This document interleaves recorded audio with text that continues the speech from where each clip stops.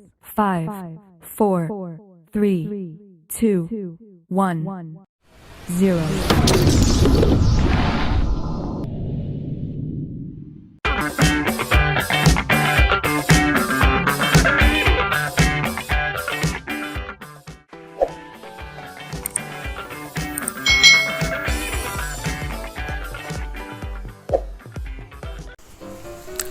Hai, selamat datang di channel YouTube Kak Citra. Apa kabar adik-adik semuanya? Kak Citra berharap kalian dalam keadaan yang baik, sehat, dan siap untuk belajar ya. Hari ini kita akan belajar bersama-sama untuk mata pelajaran tematik kelas 6. Kita belajar di tema 7, kepemimpinan, subtema 3, ayo memimpin, pembelajaran yang pertama. Mari adik-adik kita belajar dengan penuh semangat ya. Apakah kamu ingin menjadi seorang pemimpin? Kemampuan apa yang sudah kamu miliki adik-adik? Apakah kemampuanmu akan bermanfaat bagi anggota? Mari kita pelajari apa yang harus kita lakukan dan kemampuan apa yang harus kita miliki untuk menjadi seorang pemimpin. Adik-adik, apabila kamu ingin menjadi seorang pemimpin, kamu harus mengetahui siapa diri kamu sebenarnya, apa kelebihannya dan apa kekurangannya. Hal ini akan bermanfaat agar kamu tahu kemampuan apa yang harus kamu kembangkan. Kamu bisa belajar tentang kebutuhan dasar dari seorang pemimpin dari cerita di bawah ini. Nah, di sini ada cerita yang berjudul Semut dan Belalang. Yuk kita simak bersama-sama. Di bawah terik matahari, barisan semut berjalan rapi menuju sarang. Sudah puluhan kali barisan ini berjalan bolak-balik di bawah komando sang pemimpin. Setiap semut membawa bulir makanan di atas badannya. Tidak lebih dari satu bulir dapat dibawa semut, hingga tak cukup sekali atau dua kali mereka bolak-balik menuju sarang. Sementara di antara hijau rumput di pinggir kolam, seorang belalang duduk santai menikmati semilir angin. Terheran-heran ia menyaksikan barisan semut bolak-balik melintas di hadapannya. Hei semut-semut, apa sih yang kalian lakukan? Sibuk sekali sejak pagi. Tidakkah mondar-mandir di tengah terik matahari membuat kalian lelah dan berkeringat? Seru belalang kepada barisan semut. Kami bekerja keras mengumpulkan persediaan makanan untuk musim dingin nanti. Barisan kami memang panjang, tetapi daya angkut kami tidak banyak. Oleh karena itu kami harus mondar-mandir, ujar komandan semut menjawab belalang. Hah? Mengumpulkan makanan untuk musim dingin? Repot sekali, musim dingin kan masih lama. Sekarang nikmati saja terik matahari dan makanan yang berlimpah. Untuk apa sibuk dari sekarang? Ujar belalang sambil terkekeh menertawakan semut-semut. Hai belalang, seharusnya kamu melakukan hal yang sama. Serangga seperti kita harus bersiap-siap menghadapi musim dingin. Nanti semua tanaman dan sumber makanan lain akan membeku tertutup oleh salju. Hembusan angin dingin juga akan membuat kita yang bertubuh kecil sulit untuk keluar sarang untuk mencari makan, balas komandan semut. Benar belalang, harusnya kamu mengumpulkan teman-temanmu untuk bekerja sama mengisi sarang dengan persediaan makanan. Justru karena musim panas masih panjang, kita masih punya banyak waktu untuk mencicil pekerjaan. Semut kecil menambahkan dari barisan belakang. Semua temanku juga sedang bersantai. Terserah kalian sajalah kalau ingin merepotkan diri, tukas si belalang ini adik-adik. Begitulah adanya, sepanjang musim panas, barisan semut ini sibuk bekerja, sementara belalang santai bermalas-malasan. Hingga tiba saatnya musim dingin, semut-semut nyaman bercengkrama di sarangnya yang berlimpah makanan. Bagaimana dengan belalang?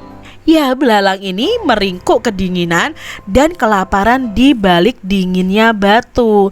Jika demikian, mana yang patut dijadikan teladan? Semut atau belalang adik-adik? Tentunya semut ya adik-adik ya. Nah, kisah ini ditulis berdasarkan fabel ya adik-adik ya, dengan judul ini. Nah adik-adik, kita harus mencontoh si semut ini. Ya, semut ini bisa memimpin anggotanya untuk bekerja sama mengumpulkan makanan di musim panas untuk persediaan mereka nanti menghadapi musim dingin. Apa yang dilakukan sekelompok semut? Mengapa mereka harus melakukannya adik-adik? Ya, kelompok semut tadi sedang bekerja mengumpulkan bahan makanan untuk bekal persediaan pada musim dingin. Mereka mengumpulkan makanan karena pada saat musim dingin itu sulit untuk mencari makan. Lalu di sini bagaimana menurutmu sikap belalang? Ya, sikap belalang itu pemalas ya adik-adik ya. Dia mengeremehkan segala sesuatu dan tidak menghormati para semut, malah mengejek para semut ya adik-adik. Nah, sifat belalang ini tidak patut untuk ditiru karena akan merugikan diri sendiri. Bagaimana cara semut bekerja? Nah, semut tadi bekerjanya dengan bekerja bersama-sama, membawa bulir-bulir makanan untuk dibawa ke sarang. Selalu ada persatuan dalam pekerjaan mereka, sehingga pekerjaan mereka itu menjadi lebih mudah. Jadi harus ada kerjasama adik-adik. Berikutnya, nilai-nilai baik apa yang bisa kita teladani dari cerita di atas. Nah, nilai-nilai yang baik yang bisa kita teladani adalah ada kerja keras, pantang menyerah, ada persatuan dan kesatuan, serta ada gotong royong. Bisa kita pelajari dari semut-semut tadi ya yang bekerja sama. Adik-adik, kita bisa mengidolakan seorang pemimpin karena kita tahu mereka itu bekerja untuk kepentingan rakyatnya. Nah, belajarlah dari salah seorang pemimpin yang patut kita teladani adik-adik. Di sini apa sih yang bisa kalian pelajari dari cerita tersebut ya? Yang bisa kita pelajari, yang pertama, bekerja keras dan gigih atau persisten ya akan menghasilkan hasil yang maksimal sesuai dengan tujuan. Lalu yang kedua, dengan saling mengingatkan, maka kita lebih mudah mengevaluasi diri kita terhadap kekurangan kita masing-masing. Yang ketiga, sombong adalah penurun rezeki yang tercepat. Jadi jangan pernah merasa sombong ya. Yang keempat, dengan gotong royong, pekerjaan yang sulit dan berat akan terasa lebih mudah dan lebih ringan. Mencapai suatu tujuan lebih mudah jika dikerjakan bersama-sama dan bersatu adik-adik. Dan berikutnya, gaya kepemimpinan akan berpengaruh terhadap kinerja dan produktivitas suatu organisasi atau perusahaan kelak kalau kalian menjadi seorang pemimpin. Adik-adik, di sini seorang pemimpin itu harus tahu kelebihan dan kekurangan dirinya. Semut mencontohkan kondisi dirinya yang tidak bisa bekerja di musim dingin. Nah, untuk mengatasinya, semut ini bekerja di musim panas agar mereka itu tidak kelaparan di musim dingin. Semut tahu kelebihan dan kekurangannya. Ia tidak sombong adik-adik. Nilai-nilai itulah yang harus dimiliki oleh seorang pemimpin. Jadi seorang pemimpin itu harus mengetahui kelebihan dan kekurangannya. Lalu kita juga tidak boleh sombong seperti belalang tadi adik-adik ya, yang malas, yang sombong ya. tapi kita harus mencontoh si semut yang mengetahui kelebihan dan kekurangannya. Nah adik-adik, kalau kalian ingin mengetahui kelebihan dan kekurangan kalian, kalian bisa membuat diagram seperti ini. Jadi kalian tuliskan apa sih kelebihan kalian, apa kekurangan kalian. Misalnya kelebihanku mudah bergaul ya, lalu mudah bekerja sama. Oh kekuranganku apa? Misalnya kekuranganku itu tidak bisa belajar sendiri, misalnya kekurangan kalian. Lalu apa yang kalian lakukan dengan kelebihan dan kekurangan kalian? Kalian bisa tuliskan di diagram seperti ini. Jadi nanti kalian akan tahu apa kelebihan dan kekurangan kalian dan apa yang akan kalian lakukan dengan kelebihan dan kekurangan kalian. Adik-adik, di sini menyadari kekurangannya, semut hidup dengan bergotong royong. Ya, mereka sadar bahwa tidak mungkin dapat mengumpulkan makanan itu sendiri tanpa bekerja sama. Nah, kalian bisa mencatat beberapa kegiatan yang membutuhkan gotong royong di sekolah kalian masing-masing. Di sini contohnya, yang pertama ada kegiatan melaksanakan piket kelas. Itu membutuhkan gotong royong. Alasannya mengapa? Ya, melaksanakan tugas piket akan lebih cepat selesai jika dilakukan bersama anggota regu piketnya. Yang kedua, kalau ada kegiatan mengerjakan tugas kelompok, harus dikerjakan dengan gotong royong atau bersama-sama. Karena apa alasannya? Tugas kelompok akan lebih bagus jika dikerjakan oleh semua anggota kelompok, bukan hanya satu orang saja yang mengerjakan. Yang ketiga, kegiatan membersihkan halaman sekolah. Itu membutuhkan gotong royong karena membersihkan halaman sekolah yang luas itu membutuhkan banyak orang. Yang keempat, melaksanakan upacara bendera. Ini membutuhkan gotong royong juga, membutuhkan kerjasama juga. Karena apa? Melaksanakan upacara bendera itu membutuhkan banyak petugas upacara. Berikutnya kegiatan melaksanakan kegiatan permainan kasti. Nah, dalam kasti ini juga dibutuhkan kerjasama dari beberapa orang pemain. Ini adalah kegiatan-kegiatan di sekolah yang membutuhkan gotong royong atau kerjasama. Adik-adik, gotong royong dan semangat kekeluargaan merupakan pengamalan dari nilai-nilai keadilan sosial atau nilai sila kelima Pancasila, keadilan sosial bagi seluruh rakyat Indonesia. Nah, di sini ada bacaan yang berjudul Sejahtera Bersama Koperasi. Ini adalah lambang Koperasi Indonesia, adik-adik ya. Kita baca bersama-sama bacaan ini. Secara sukarela, sebagian besar guru dan karyawan di SD Palapa menjadi anggota koperasi karyawan. Koperasi ini didirikan sejak 5 tahun yang lalu.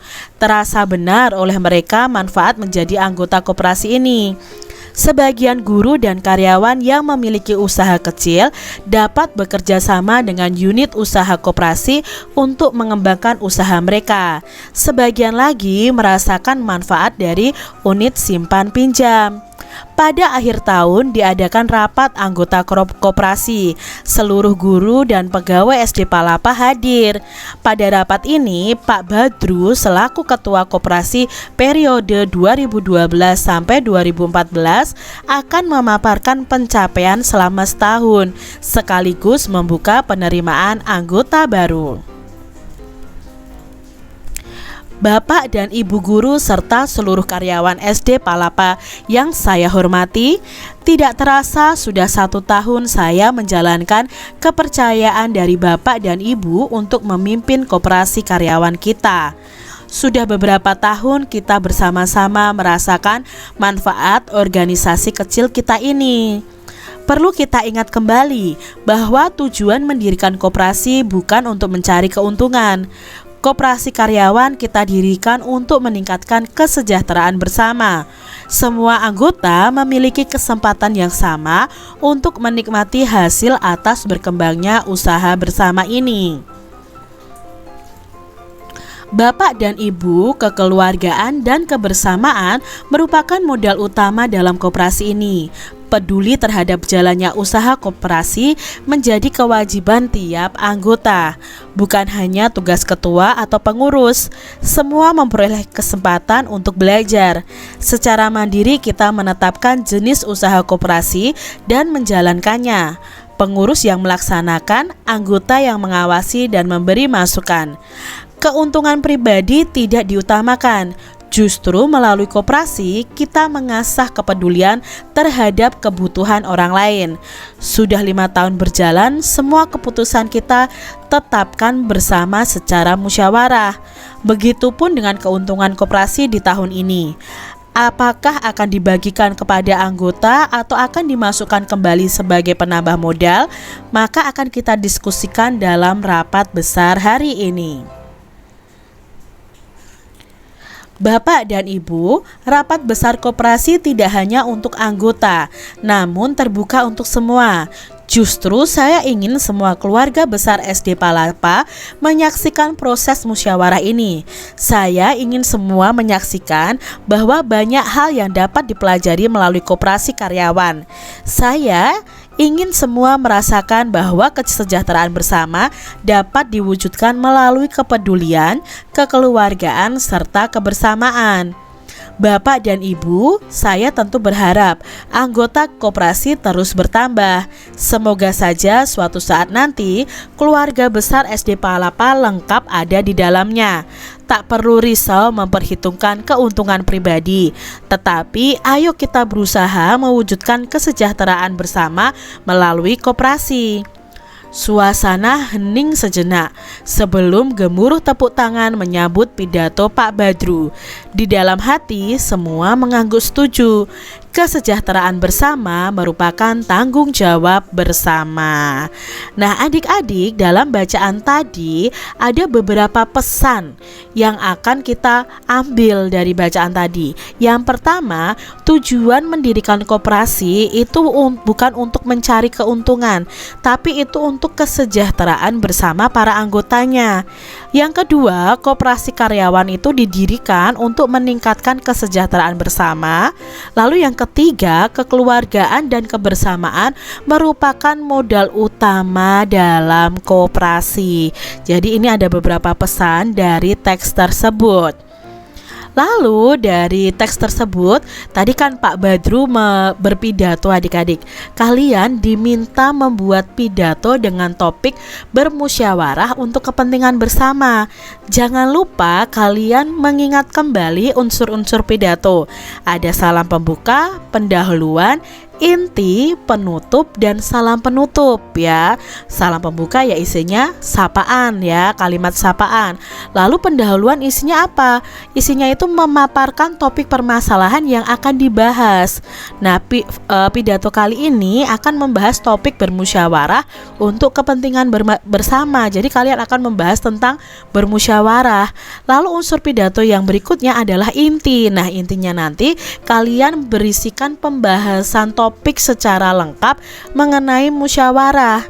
Harus ada kalimat ajakan atau bujukan yang digunakan untuk mengajak pendengar melakukan kegiatan musyawarah. Nah, kalian harus menerangkan topiknya itu secara rinci di unsur pidato yang di inti ini. Lalu unsur pidato berikutnya ada penutup. Nah, penutup itu isinya apa? Penyampaian rangkuman atau intisari dari topik yang disampaikan. Lalu yang terakhir adalah salam penutup. Nah, salam penutup ini kalian jangan lupa mengucapkan terima kasih. Pemimpin yang tahu kelebihan dan kekurangan dirinya adalah pemimpin yang bijaksana. Bergotong royong dan bermusyawarah merupakan cerminan dari pemimpin tersebut.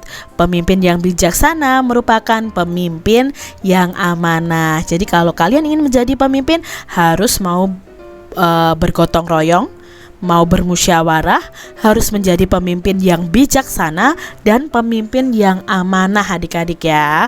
Kalian harus tahu itu semuanya. Demikian tadi adik-adik pembahasan kita di tema 7, subtema 3, pembelajaran yang pertama. Semoga video pembelajaran ini bermanfaat untuk adik-adik semuanya. Dan sampai jumpa lagi di video pembelajaran Kak Citra selanjutnya. Tuhan memberkati. Jangan lupa tekan tombol subscribe, lalu tekan loncengnya, tekan juga tombol like, lalu share ke media sosial kalian. Jangan lupa untuk ikuti media sosial Kak Citra. Terima kasih.